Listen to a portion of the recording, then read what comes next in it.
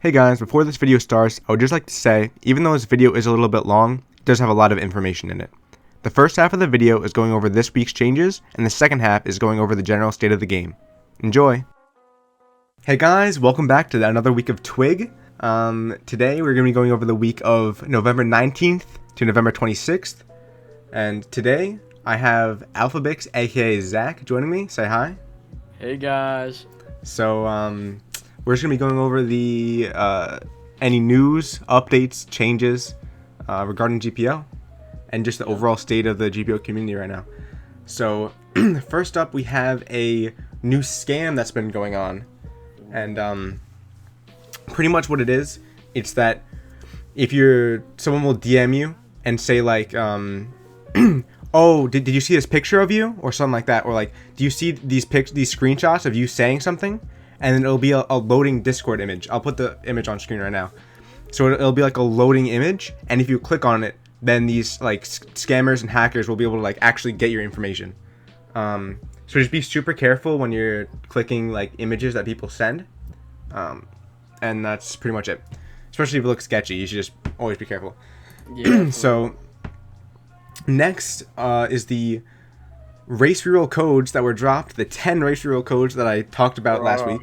So I was molding, bro. I can't believe that people, not even like a, oh my god, not even a devil fruit notifier or anything. I think they should add other codes because right now in the state of the game, there is no use for another code because people don't really need a stat point reset, because in the anniversary event you could get up to 10 stat point reset essences, which allowed you to reset for free.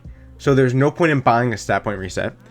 There's no point in buying a devil fruit reset because there are the new dark root, which you can pretty easily trade for, and then devil fruit notifier only 1 hour. So there's really, even if you use it, there's a high chance that you won't even get a notification that one spawned.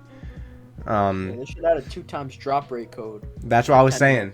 A 2x XP / 2x drop rate code. Both of those, I think then we will actually see some variety. Because right now, the only codes that we're ever going to get is 2x race reroll codes. Because especially the top, like if you're a max level player, there's no need for a different code besides the race reroll codes. Because that's people just trying to get mink or fishman, whatever their favorite race is.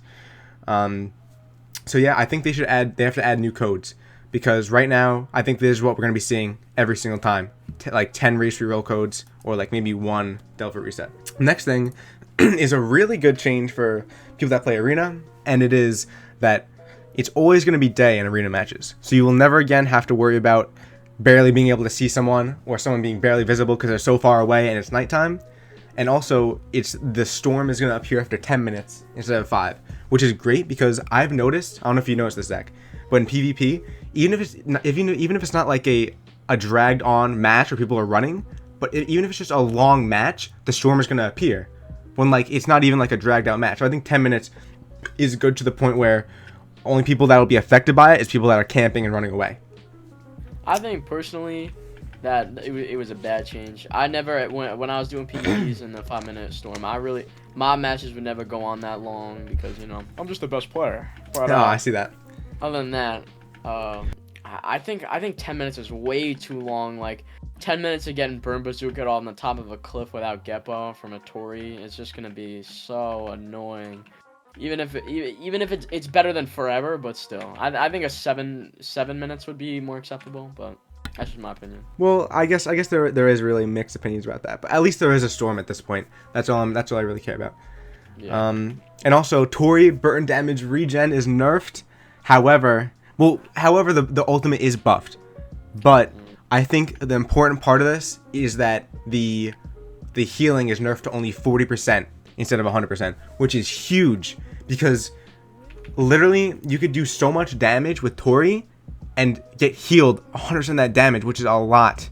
So that's a Tori nerf that was needed. And then the ult's gonna do a little bit more damage, but that doesn't really matter. I think because obviously the Tori strong point in arena is just running away and healing. But if you can not run away, if you can get healed just by attacking, like that's really strong. And I think that being nerfed, like even if it's like a little bit more than half, I think that's going to put Tori in a better place where Tori users are going to be forced to attack more instead of running away like most Tories will in PvP. I think 40% was a little too steep. Tori's already being complained out for being weak, besides playing like a loser with it, running away, healing back to full with your 2,000 points in stamina. It's like, whatever, but I feel like it was a little much, especially, we just gotta wait till the Tori rework, to be honest, to see if it was a suitable nerf. So next up, we have the secret nerf of Horo finally being fixed. So how it was is that if you use Horo and you go in the soul form, the enemies from the dungeon would attack your soul body instead of your actual body. So that means that pretty much no enemies would attack you. So literally you could just live forever because there's no enemies that are going to actually go for your body. And that was terrible because that allowed people to just live forever in dungeons. So yeah, and if you used soul for a long enough time during the round transitions, it would actually end up making it so it costs no stamina. And you could probably get up to infinite rounds. Yeah, just by so M1ing bosses to death. I'm really glad that was finally fixed because it was supposed to be fixed right after. They were like, oh, we fixed the Horo glitch in dungeons. But then right after that, there was actually found ways to, if you stay in for multiple rounds, you can end up with, like Zach said, infinite stamina, and you can stay in the form forever and be invincible. So I'm really glad that was nerfed. That's that. And next we have the Foyu announcing a Sandbox feature that he is thinking of. So pretty much what he said here is that you can build your own island in a private server, which would be kind of cool. But I'm not sure really how he's going to implement that. Like, I guess there'd be like an area of sea where you can edit your own island. But that'd be really cool. I know what I'm drawing. Oh, you can draw, make your own custom island. That's going to be sick. I am definitely excited for that. And I think that more like customization and like, honestly, yeah, more customization in general is definitely needed in this game. But I think having a custom island that you could PvP on is like would be so much fun. And also, Smash. Oh yeah, it would be like you can make your own custom stages. And I think it would be really fun, and it would allow a lot of freedom when you want to make your own like PvP little arena, like custom. But what I'd also like to see in the future is custom boats. Being able to customize where your cannons are, how many cannons there are, maybe even make like a custom boat yourself. Like obviously it'd be limited to a point, but to the point where you could actually have like a little bit of customization, so it makes it feel like it's your own boat, like your own ship. Because right now everyone just has the same galleon. You know, everyone has the same caravel.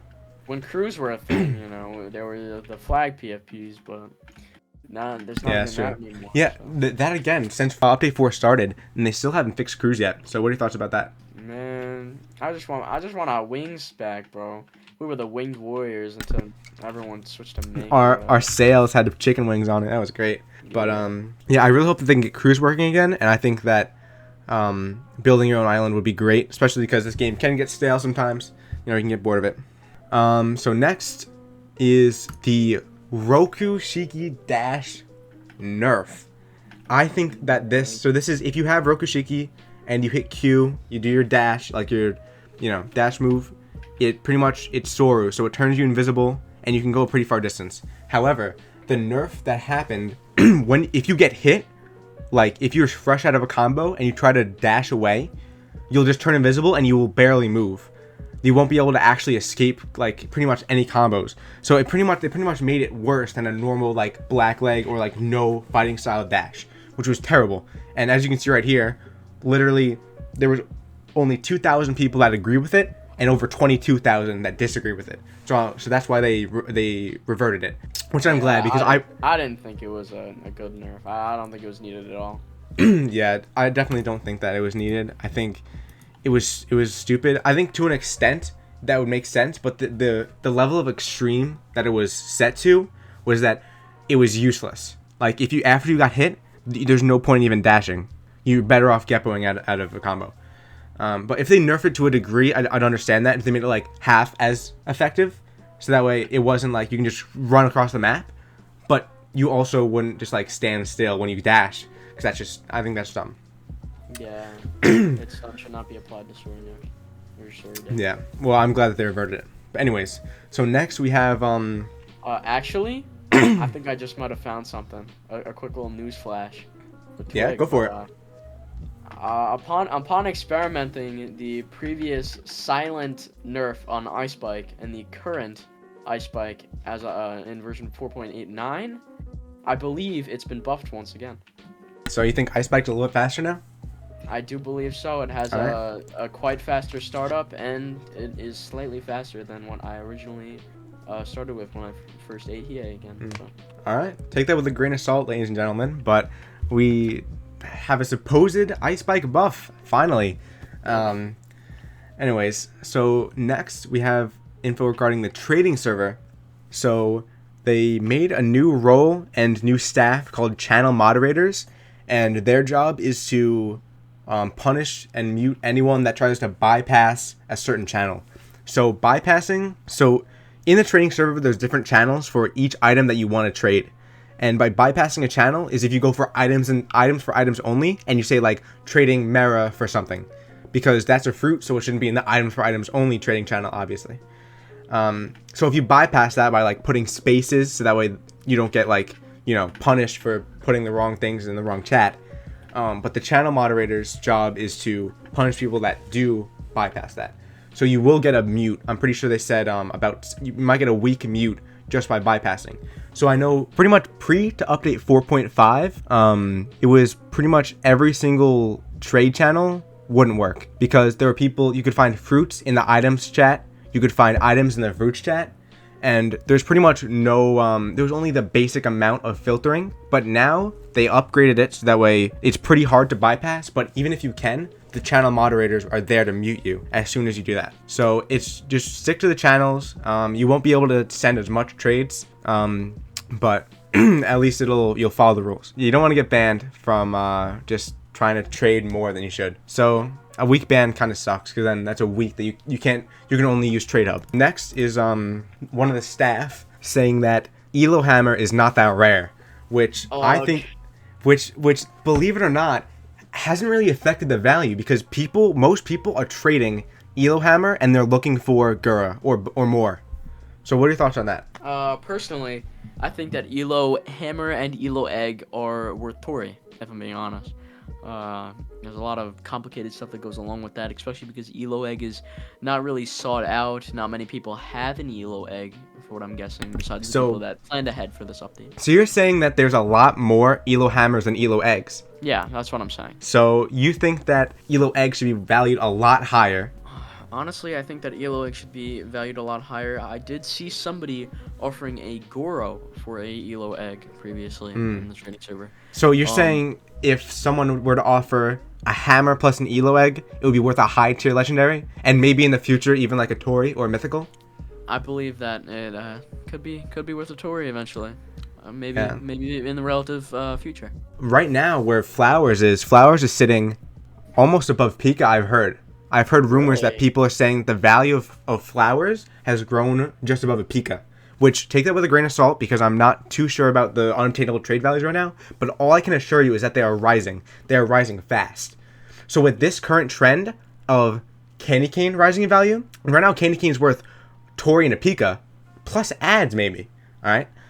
And then Flowers is nearing Tori value, and then at that rate, you know, Elo Hammer plus Elo Egg, which is two of the same item pretty much, as long as Elo Hammer retaining a lot of its M1 damage, having 2 block break moves, and overall being a good weapon in PvP, I think that trading the Elo Egg, which is a lot rarer, because the thing is, most people that got Elo Egg would just open it right away and get the Elo Hammer. But I think trading Elo Hammer plus Elo Egg soon enough, if not already, will be worth a high tier legendary fruit. As much as the staff member is saying that Elo Hammer isn't as rare, the thing is that the community overrules whatever the staff says. So since the community is valuing this, I'm just letting you guys know. I'm not trying to be biased here. However, this is what the community is valuing it at. Form your own opinions. You know, take this with a grain of salt, but I believe Elo Hammer and Elo Egg are going to rise in value almost as quick as Flowers and Candy Cane are.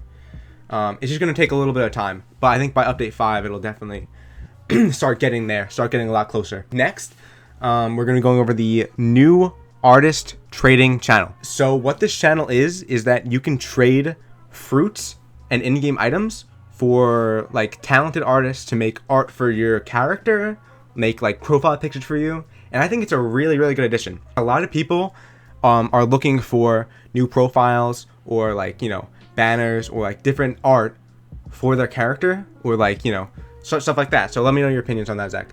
Logan, would you consider this be a form of black marketing? Honestly, it's as close to black marketing as the game is ever going to allow, because it is exchanging an in-game item for a external item of value. So I think it's definitely as close as black marketing as Grand Peace devs are ever going to allow. But I think it's really neat because if you have any extra legendaries sitting around and you want some nice art, then, you know, just throw some legendaries out and you can get some nice art of your character. So I think it's really good. So if you go to this channel, it'll have people showing what their art looks like and what they're charging. So there's some people that don't have like really good quality art, but they're charging like a Zushi or a Gura, and there's people that have amazing art and they're saying like high tier Logias only. I just to name a few I see off the top of my head. It's crazy. I'm just scrolling up now and I'm seeing all these talented artists. It's really something to look at if you're interested in definitely. Even if you don't have legendaries, it's nice to just look at these art, because it's definitely interesting seeing what you can. And you know, if you do win my Zushi giveaway that's live on my Discord, you know, if you go in the description right now, it'll say Discord. The Discord link's right there. You join it, you'll get paged in by one of the admins. Then you get to go right to the giveaways chat.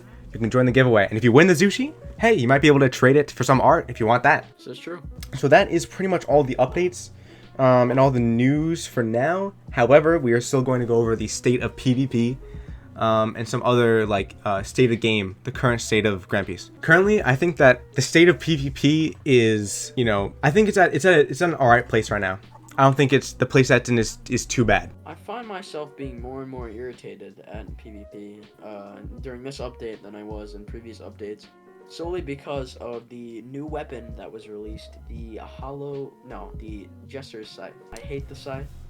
I think it was one of the worst weapons that they ever came up with, and the fact that it's not nerfed yet is astonishing. I believe it is stronger than Prime Crab Colors. I agree with it being very annoying, and I think that it is currently one of the top 3 most strong weapons in the game right now. Personally, I think that it's about equal as Crab Cutlass once was. What you're looking at with Scythe is it has a decent M1 damage. It's kind of low, but it's not too low. And then you have a really good block break move, and as well as the block, so just holding out the block has a spinny effect, which you might think is like, oh, it's just a block. But the thing is, it's just the animation is similar to pole. However, I'm pretty sure it's bigger. It's a glowy, spinny block, pretty much. So I'll put that up on screen. Pretty much, when you're versing it, it kind of like messes with your mind, because it looks like it's a attack, and also looks like it's bigger than it is, the actual block animation. But I think what it needs to be done is that nerf the amount of time that it takes, because right now you can it's a dash, pretty much. So it's like a dash spin, and I think there needs to be a little bit longer of a charge up time. And then I think that'll be more balanced. But right now, pretty much the meta in PvP, I think that the top 3 fruits for PvP, in no specific order, would be Horo, Pika, and Magu. Horo is really strong. It's really good for combos, and there isn't too much you can do to defend against it. If you are skilled at using Horo, which is the new fruit that they added in update 4.5, Halloween update, as well as Pika and Magu. Pika and Magu are still good for the same reasons they've always been good: high offensive power, Logia, and lots of block breaks, as well as high mobility. But besides, I disagree with an opinion that you have. All right, I would like to hear it. I don't think that Pika is in top 3 for strongest PvP fruits. I think that would be replaced by the Goro. I believe Goro is stronger than Pika. It has first of all, a block break that is very powerful. The flash dash is very powerful. Block break. It has 2 moves that end up comboing into M1s. Albeit you cannot use them as extenders, but they still do a hefty amount of damage. And as you know, lightning paralyzation is a free combo extender. It's ridiculous combined with other combo extenders that weapons give you.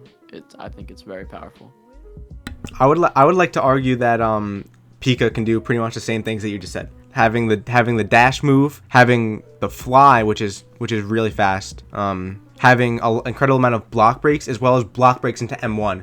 If you do the lightning spear, like the dash attack, it block breaks, and as well as if you if you're going straight on into your enemy, then most of the time your body will ragdoll to the point where they can M1 you straight out of that if they're skilled at Pika. Yeah, I have seen skilled Pika users who even use fly to extend their M1. Same. But you have to be really skilled with that because the fly is very fast. After that, I think the top swords right now, I would say the top swords currently are the Scythe without a doubt. Next would be the Trident. After that, I'd probably say Elo Hammer. Yeah, I'd say Elo Hammer. I'd say Elo Hammer because the thing that's similar with all three of those is that they have fast M1s as well as high M1 damage, good block breaks, and good combo extenders. If you look at the trend between what, in our opinion, is the top 3 swords right now, it's clear to see that what they have in common is what really makes them powerful. Do you have any objections about that list of top 3? I do. I think I don't think Scythe is number 1.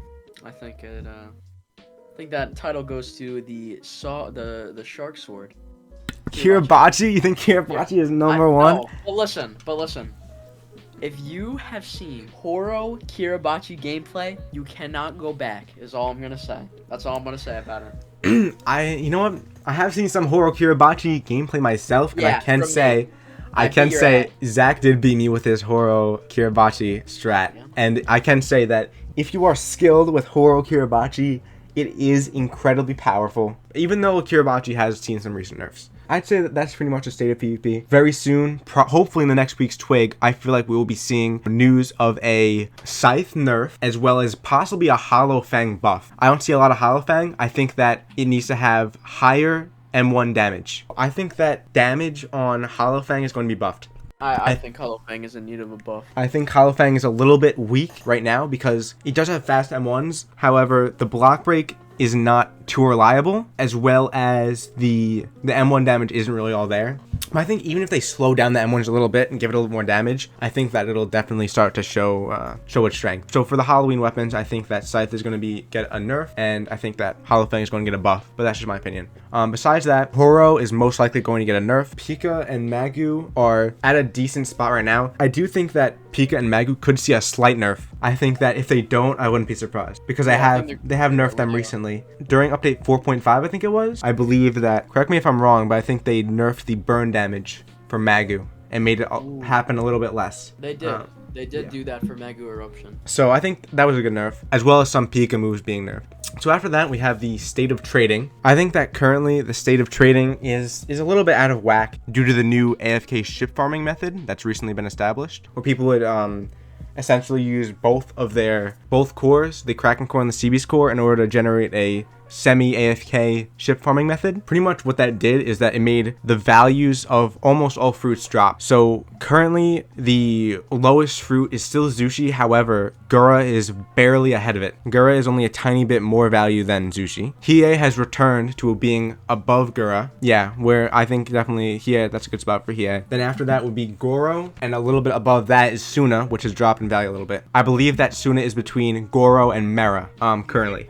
I think Goro is above Suna in the current meta. I disagree. I think eventually it might be, but right now I think Goro is sticking like right where it is. I think Suna is a tiny bit above, and I think Mera is a decent amount away. And then after Mera would be Magu and Pika at their top spots. Tori.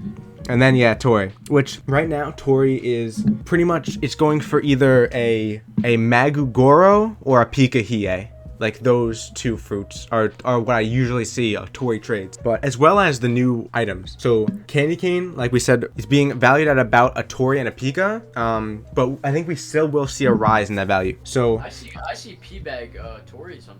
P-Bag and Tori. So yeah, so the Prestige Bag, Zach, you've had some experience with trading the Prestige Bag. Can you comment on where you think the value is right now, where it should be valued, and where you see the value is going? Currently, I do believe that the P-Bag is a very good ad for Candy Cane. If you do want a Candy Cane, I feel like if you get your hands on a P-Bag, it'll be very beneficial for you. And OG Candy Cane, I might add. OG Candy Cane, yes. And to be honest, I think that P-Bag is going to be increasing in value heavily over the next couple months. I believe that people are going to start realizing that there are a lot less pee bags than people think. It's definitely not worth where it's at right now. If you have a pee bag, I suggest holding on to it. Don't trade it unless you're using it as an ad for candy cane or whatnot, or you're trading it and you obviously get like a W. But honestly, I think pee bag is worth holding on to for now. I agree. I said it in my last week's Twig, and I'll say it again. I believe that pee bag is being severely undervalued, and I believe that it will only continue to grow along with the rest of the unobtainable items that are currently in the game. Yeah, pea bag's definitely being undervalued because being able to carry 2 fruits, like 2 times of all fruits, that gives a lot of opportunities. Think about it, that allows multi-trading. You could trade like 2 Magus or like 2 Maras. Like, that's something that hasn't even been like thought of unless we're talking about like pre-trade hub. But like even then, not really. So the new item, oh yeah, let's talk about, Jester Outfit, which is a vanity only item, might I add, which is there's a 0.5 chance of it dropping from the Jester, is being valued at about a Magu and is only increasing in price, which I think is completely ridiculous. I think that no cosmetic item is worth a Magu or higher. I think that it's going to increase in value all the way to the end of the event. I think by the end of the event, it's gonna be worth a Pika or a Tori, and then right after the event ends, I think it'll slowly decrease in price due to it being a vanity only. But at the same time, you could argue that it'll only increase in price because of the fact that it is an unobtainable and very rare item. But it's really the only people that want it are people that are very rich and that have a lot of fruits. But yeah. I think that it definitely should not be as valuable as it is. I think that at most it should be worth like, I don't know, a Goro. I don't think it should be worth more than that because then again, it doesn't give any stats. It's just a vanity item. It's just rare. As for the Halloween items, I see Scythe being valued just under Trident, and Hollow Fang, I'm not really sure where Hollow Fang stands, but it's towards the mid to lower end of swords, and it's not too difficult to obtain, and as well as it not being the strongest. And as for the other Halloween items, they're just going to be relatively low value. But I think after the event they might rise in price, but they aren't the best, so I really don't see that happening too extremely. So as for the general state of the game, currently I think that the game is in an alright state right now. A lot of people were complaining about the anniversary event. You know, as we've recovered from that anniversary event, which a lot of people complained about, pretty much everyone that didn't get the prestige candy cane was complaining about the event. I was lucky enough to get it legitimately just by grinding, but it really did upset a lot of people. But I think that the game is overall, it's growing. I think that it's good that they're working on a Christmas update. And I really hope that the Christmas update is what we've been waiting for. I hope that the Christmas event is going to be a solid event, and I just really hope that the devs do it justice. I hope we don't get another sloppily put together event like the anniversary event was. I think it'll be great. I don't see a potential miss on the Christmas update, and hopefully they release my dream fruit, the snow Logia. That would be awesome. Yuki no Mi, that would be fire. For you, if you're watching this, please add Yuki no Mi for Christmas. The anniversary event, I think that it was put together well. However, I think that it wasn't thought out too much, and obviously I think it was lazy because they just reused stuff. But I think it was put together well, like all the assets put together. The island was neat, but I think the present system was stupid. That wasn't a good way to get the item, and it being incredibly rare did not help. As for the Christmas event, I think that the GPO devs are going to put in enough work to make it to the point where the community is enjoying it, and that the community really does like the event. So I have faith in them that they'll deliver for this event. Yeah, I have faith. But as for the general like trend of the game, they're adding new weapons, new updates, new events at a steady pace, and I think that we won't be in an update drought for a while like we were between update 3 and 4. I think that updates are going to come steadily now for the foreseeable future, and that the game's only going up from here. Yeah, that's pretty much it for this week's Twig. Thank you so much all for tuning in, and I would like to add one thing. Make sure you go join my Zushi giveaway while it's still live. It ends December 1st, so make sure you join my Discord and join the giveaway before it ends, so you have a chance of getting that Zushi. And that's pretty much it. So Zach, would you like to say some words? Sub to my channel. Sub to Zach. YouTube. Sub to Zach. I will put your channel in the description. So I make fire GPO content. You gotta check it out. Zach makes ironic Grand Peace Online content, and it is quite funny. It is quite funny. So if you would like to check out his content, feel free in the description below, and I will see you all next week.